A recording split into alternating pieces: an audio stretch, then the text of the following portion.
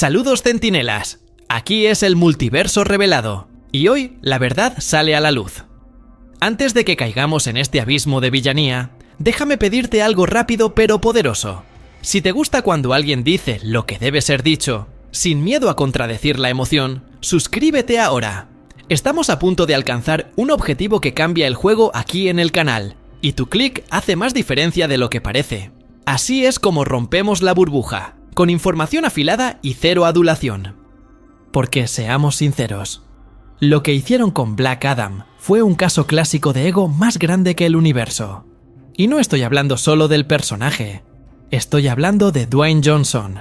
Desde el primer segundo, la película grita: miren lo imparable que soy. Pero no hay construcción, no hay dilema, no hay sombra. Es solo un desfile de frases hechas y cámara lenta, como si cada escena fuera un avance del propio The Rock, tratando de demostrar que es más grande que el DCU. Y el público se dio cuenta, porque Black Adam no se trata de Black Adam, se trata de crear una imagen. Entra rompiendo todo, derribando aviones, enfrentando a múltiples héroes, y en ningún momento sentimos que esté en un riesgo real. ¿Dónde está el conflicto interno? ¿Dónde está el verdadero viaje? El personaje parece invencible, pero eso no es fuerza narrativa, es vacío.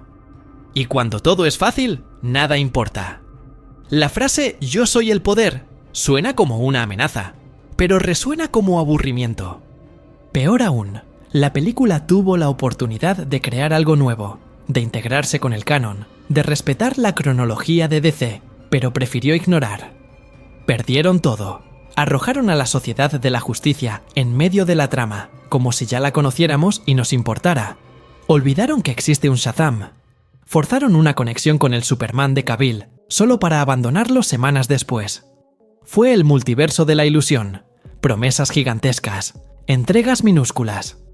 Y lo más simbólico, Black Adam recaudó menos que Shazam, a pesar de todo el marketing de nueva era que prometieron. Henry Cavill fue descartado. El reinicio de James Gunn borró cualquier posibilidad de que el personaje siguiera adelante. Y Black Adam se convirtió exactamente en lo que no quería ser: irrelevante. Como si nunca hubiera existido. Pero si Black Adam es el ejemplo perfecto de cómo no introducir a un villano en el cine, el próximo personaje hizo exactamente lo contrario. Llegó sin previo aviso, sin superpoderes, sin armadura brillante, y cambió todo, incluso el género. Volveré a eso. Si este contenido te está conectando con las verdades del multiverso, dale like y únete a nuestra línea secreta de suscriptores. Entró lamiéndose los labios, sosteniendo una granada y preguntando: ¿por qué tan serio? Y, en ese momento, el género de los superhéroes cambió para siempre. Heath Ledger no interpretó al Joker. Se convirtió en el Joker. Y lo que parecía ser solo otro villano excéntrico de Gotham, se convirtió en un ícono cultural que todavía acecha los pasillos del cine hasta el día de hoy. Porque no era solo maquillaje o voz, era caos. Real, impredecible, humano. A diferencia de Black Adam, que intenta imponer poder sin ganar respeto, el Joker. El Joker de Ledger no necesitaba probar nada. No tenía poderes, no era físicamente dominante, no venía con CGI ni armadura. Y aún así, era el villano más amenazante de todos. Porque era una idea, una fuerza de desorden puro, que sabía exactamente dónde presionar para desmontar héroes, sistemas y convicciones. Soy como un perro persiguiendo autos, no sabría qué hacer si atrapara uno. Pero sí lo sabía. Siempre lo supo. Ledger se encerró durante semanas en una habitación de hotel para construir esa locura. Creó el tic en la lengua, la mirada perdida y la risa que parece una cuchilla siendo afilada. Y lo más brillante, cada vez que el Joker cuenta el origen de sus cicatrices, la historia cambia. Porque el pasado no importa para él. La única verdad es la reacción que provoca. Esto no es solo genial, desde el punto de vista de la actuación. Es una advertencia narrativa. El villano no necesita un trauma fijo.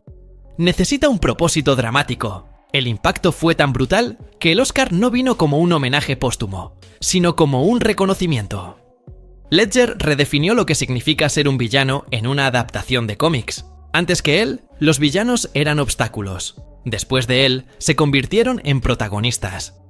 No es de extrañar que todas las versiones siguientes, Leto, Phoenix, incluso series como Gotham, intentaran de alguna manera dialogar con ese legado. Pero ninguna se acercó a lo que Ledger construyó en cada fotograma. El lápiz desapareciendo en el ojo del secuaz. La explosión del hospital. La risa atrapada en medio de la huida. Ninguna línea desperdiciada. Ninguna acción gratuita. ¿Y lo más aterrador? Incluso cuando pierde, él gana. Transforma a Harvey Dent en un monstruo. Crea el caos que prometió. Desenmascara la moral de Batman. Y todo esto sin superpoderes. Solo con estrategia, anarquía y un plan... de no tener plan. Pero hay algo en este Joker que pocos perciben. Algo que lo conecta no solo con los villanos de DC, sino con un patrón que Marvel y el cine han intentado replicar durante años. Y han fallado. Volveré a esto cuando lleguemos al último bloque. Ahora, prepárate para ver el completo opuesto. Porque si el Joker es el pináculo de la presencia, el próximo villano es el vacío absoluto de relevancia.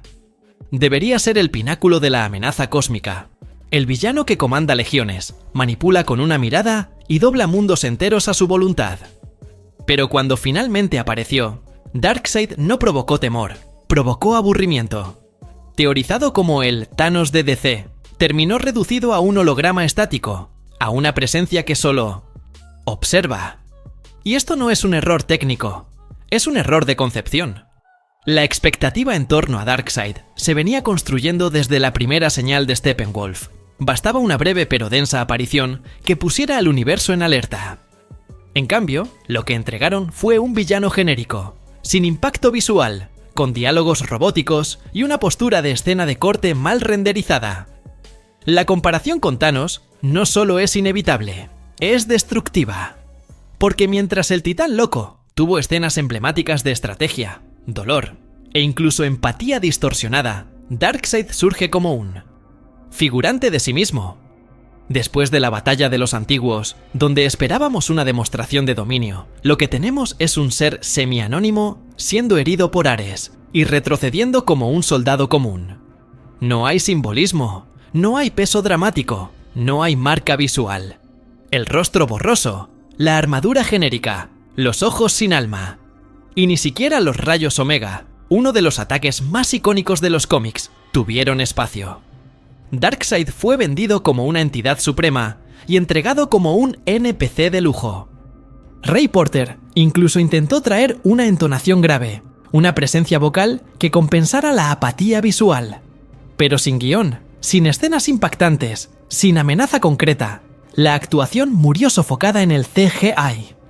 Y duele más cuando recordamos que en los cómics, especialmente en sagas como Crisis Final o Los 7 Soldados de la Victoria, Darkseid es literalmente el colapso de la esperanza.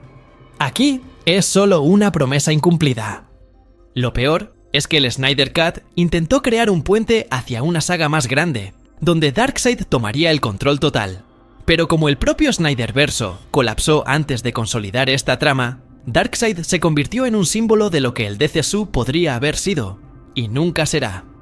Un villano posicionado como el fin del juego, que ni siquiera comenzó a jugar. Pero si Darkseid fue un dios sin acción, el próximo villano no necesitó un trono, ni una armadura ancestral. Él usó otra arma, el tiempo. Y su veneno era personal. Logró convertirse en una pesadilla recurrente sin necesidad de elevar la voz. Interpretado por Tom Cavanagh a lo largo de 9 temporadas de The Flash, él es el ejemplo máximo de un villano que asusta por su inteligencia y control psicológico. Más que un antagonista, él es el arquitecto del dolor de Barry Allen, siempre 2 pasos adelante, siempre disfrazado de aliado. Desde su introducción como el falso Harrison Wells, Cavanagh construyó una personalidad fría, carismática y siniestra. Él enseñó a Barry a correr. Él formó lazos con el equipo. Él guió decisiones fundamentales. Todo mientras planeaba la destrucción del héroe desde adentro. La revelación de que Wells era, en realidad, Thawne disfrazado, fue uno de los grandes giros narrativos de la televisión geek. Y no por la sorpresa en sí, sino porque, cuando cayó la máscara, todo cobró sentido retrospectivamente. Cada mirada, cada vacilación, cada «corre, Barry, corre», llevaba un veneno oculto. A diferencia de los villanos que dependen de explosiones o CGI, Reverse Flash es una amenaza pura en la mirada. Él nunca grita. Susurra. No necesita ganar con velocidad, porque ya ha ganado con planificación. Thawne conoce a Barry más de lo que Barry se conoce a sí mismo. Él no quiere matar a Flash. Quiere que viva y sufra. Porque su motivación no es la conquista, es la obsesión. Enfermiza, duradera y multifacética. Lo más impresionante es cómo Cavanagh logró reinventar a Thawne a lo largo del tiempo, sin perder su esencia. Diferentes líneas de tiempo, diferentes rostros, diferentes circunstancias, pero el mismo núcleo: destruir a Barry Allen desde adentro hacia afuera. Ninguna otra actuación en el Arrowverso ha tenido esta longevidad sin caer en la repetición. Y cada regreso suyo al universo de la serie era un evento. No por nostalgia, sino por amenaza inminente. En los cómics, Thawne ya era temido como manipulador del tiempo y responsable de eventos trágicos como el Flashpoint. Pero en la televisión adquirió una dimensión casi mítica. Un espectro. Una maldición. El anti-Barry. Y a pesar de los altibajos de la serie a lo largo de las temporadas, el Reverse Flash de Cavanagh nunca perdió su fuerza. No necesitaba destruir planetas. Bastaba con manipular un reloj. Y cuando sonreía, sabías, algo ya estaba mal. Pero no todos los villanos de DC tienen ese refinamiento. Algunos, en un intento de parecer místicos o amenazantes, se pierden en su propia estética. Y en el siguiente bloque, la danza comienza. Literalmente. La amenaza final del primer Escuadrón Suicida debería ser sombría, mística, incontrolable. Pero lo que el público recibió fue Enchantress, interpretada por Cara Delevingne, en una de las actuaciones más desconectadas y criticadas en la historia del DCU. Y el problema no radica solo en la actuación o en el guión. Está en la concepción del personaje, como un espectáculo visual vacío, sin un propósito dramático claro. Ella no asusta. Ella distrae. La coreografía esotérica que ella realiza para invocar magia se convirtió en meme antes de que terminara la película. En lugar de parecer una entidad ancestral, Enchantress se mueve como una bailarina de videoclip. De uma abordagem superficial e vazia, uma representação de como a busca por estética e efeitos visuais impressionantes pode falhar em criar personagens memoráveis e envolventes. Em um mar de super-heróis e vilões complexos, a Enchantress se destaca como um exemplo de personagem mal desenvolvido e esquecível. É um lembrete de que, no mundo da narrativa, a profundidade e a conexão emocional são essenciais para manter o público interessado e investido na história. A Enchantress pode ter desaparecido no final do filme, mas seu fracasso como personagem ressoa como um aviso para os criadores de que o estilo sem substância não pode substituir a verdadeira profundidade e significado na construção de personagens e narrativas. Involuntario de eso, un hechizo de forma sin alma. Pero si ella era olvidable, el próximo villano logró lo opuesto. Él no brilla, no flota, no baila. Pero cada paso suyo es una advertencia. Cada mirada, una amenaza. Y cuando la ciudad tiembla, él está cerca. En un universo saturado de rayos, explosiones y dioses invencibles, Lex Luthor es la excepción que impone respeto sin levantar la voz. Y Nicholas Hoult entendió eso como pocos. Olvídate de la exageración performativa de Jesse Eisenberg o las versiones caricaturescas de los años 90. La nueva interpretación de Luthor presentada por Hoult es sobria, quirúrgica y lleva algo que los mejores villanos tienen: control absoluto del ambiente. Desde la primera imagen divulgada, con el aspecto rapado, traje impecable y mirada fija, había una sensación de presencia. Hoult no interpreta a un villano tratando de parecer inteligente. Él transmite frialdad real, como alguien que ya ha calculado todas las posibilidades antes incluso de entrar en la sala. Y ese es el mayor acierto. Lex Luthor no necesita superpoderes porque domina el campo de batalla más sutil, el mental. Entre bastidores, el actor reveló que se rapó la cabeza con meses de anticipación y se sumergió en una intensa preparación psicológica. Quería comprender la lógica de alguien que genuinamente cree que el mundo está mejor sin Superman, y eso se refleja en la pantalla. No es un villano enojado, es un hombre con un propósito. Alguien que ve a Superman como una amenaza al orden, no como un enemigo personal. Es ideología, no ego. El impacto de la AT. La actuación de Hult fue tan directa que muchos fans y críticos comenzaron a compararlo con Heath Ledger, y no es por casualidad. Al igual que el Joker de 2008, este Lex no necesita CGI, armaduras o frases de efecto. Te desequilibra con su silencio. En la era de James Gunn, donde el tono del DCU busca un equilibrio entre lo lúdico y lo adulto, esta versión de Luthor surge como el pilar racional que sostiene el caos. Historias clásicas, como Lex Luthor, Hombre de Acero, siempre han mostrado que la fuerza del personaje no radica en los enfrentamientos físicos, sino en la manipulación de la percepción. No necesita vencer a Superman en la pelea. Necesita convencer al mundo de que Superman es el verdadero riesgo. Y Hult ya ha dejado claro, en entrevistas, que esa será su línea de actuación. No es Luthor quien grita, es quien convence. Pero por cada villano que eleva la franquicia, aún hay aquellos que la arrastran hacia abajo.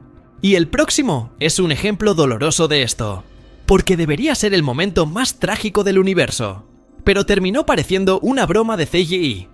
En los cómics, Doomsday representa el caos puro que ni siquiera Superman puede detener sin costo.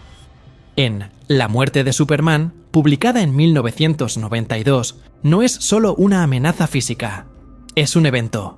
Un punto final. La primera vez que el Invencible cae.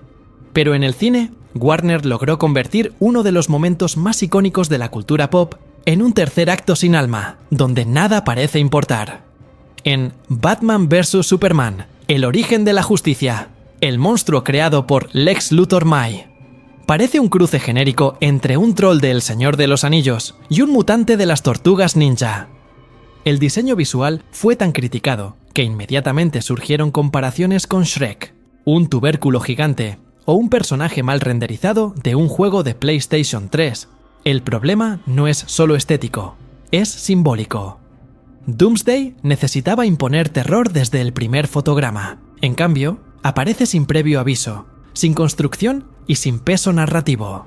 No hay una historia de origen elaborada. No hay suspenso. Él nace y comienza a destruir todo.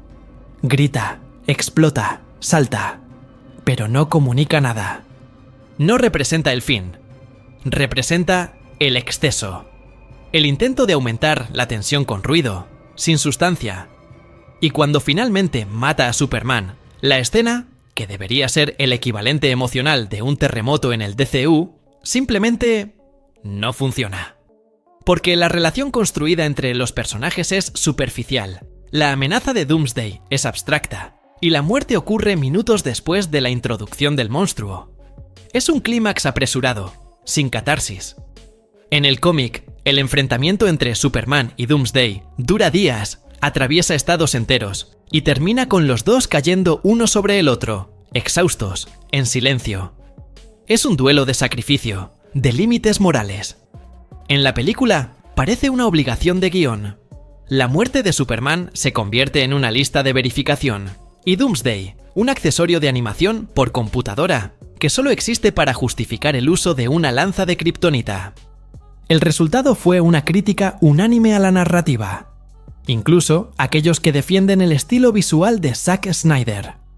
Admite que Doomsday fue mal aprovechado, genérico y sin impacto real. Su destrucción es olvidable.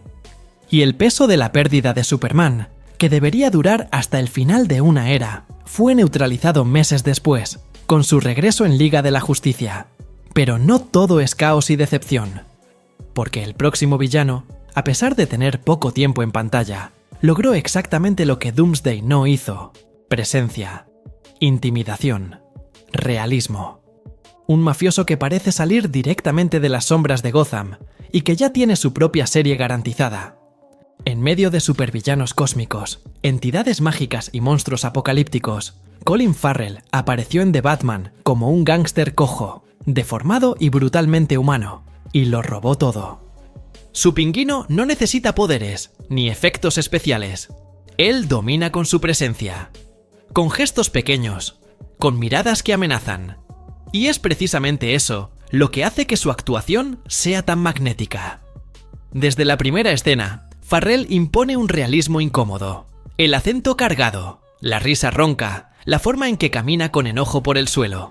Cada detalle está pensado para construir un personaje que parece haber salido de un documental sobre crimen organizado. Él no interpreta a un villano. Él es el tipo que conoce todos los secretos de la ciudad, que ha sobrevivido a cada traición, que sabe exactamente quién soborna a quién y por cuánto. A pesar de tener poco tiempo en pantalla, el impacto fue tan fuerte que el público lo pidió, y HBO lo confirmó. The Penguin, una serie en solitario, ya está en camino. Esto no sucede por casualidad. Es un reconocimiento puro de que, incluso rodeado por Carmine Falcone, Enigma y el propio Batman, el Pingüino fue quien más se acercó al trono del inframundo. Y lo más inteligente, nunca necesitó protagonismo. Solo esperó, observó, y cuando la ciudad comenzó a desmoronarse, él ya estaba de pie.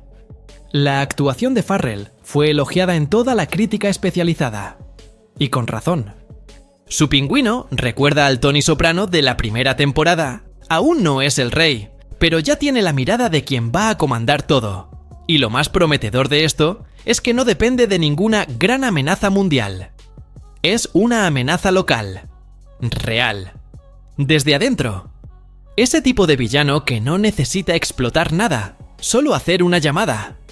Mientras el universo DC intenta reencontrarse en medio de reinicios, fusiones y colapsos narrativos, villanos como el Pingüino demuestran que la respuesta puede estar en los detalles. En lo pequeño, sucio, pero palpable.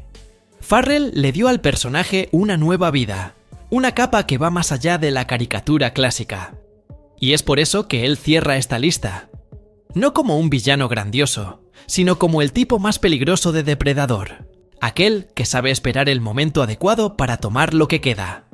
Y ahora que has llegado hasta aquí, te pregunto, ¿cuál de estos villanos realmente te marcó? ¿Cuál quedó en la memoria? ¿Y cuál prefieres olvidar? Dímelo en los comentarios, porque esta discusión aún está lejos de terminar. Y antes de irte, déjame recordarte. El canal está a punto de alcanzar un objetivo que hemos estado persiguiendo durante meses. ¿Y cada suscripción? Afiliación es más que un número. Es una señal de que eres parte de esta resistencia que no acepta contenido superficial ni hype vacío. Regístrate y asegura tu lugar en nuestra línea secreta. Porque aquí, la verdad siempre encuentra una manera de escapar.